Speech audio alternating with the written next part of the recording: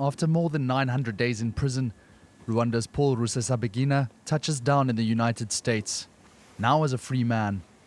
We're glad to have him back on US soil, reunited with his family and friends who've long waited for this day to come.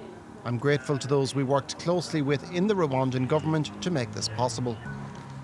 Rusesabagina is credited for saving hundreds of Tutsi lives during the 1994 Rwandan genocide, where his actions as a Kigali hotel manager inspired the film Hotel Rwanda. Over several years, he became a fierce critic of Rwanda's longtime president, Paul Kagame, leading him to be seen as an enemy of the state. There is no doubt that Mr. Rusesabagina was convicted because he deserved it. In August 2020, Rusesabagina was arrested when his private plane from Dubai skipped his intended destination of Burundi, arriving in Kigali instead.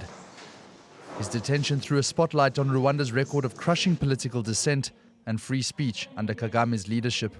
He is in Rwanda illegally. He came against his own free will. Then in September 2021, Rusesabagina was sentenced to 25 years in prison for allegedly backing an armed rebel group. Rusesabagina is guilty of being a member of a terror group and participating in terror activities. The trial was denounced as a sham by his supporters as well as Washington.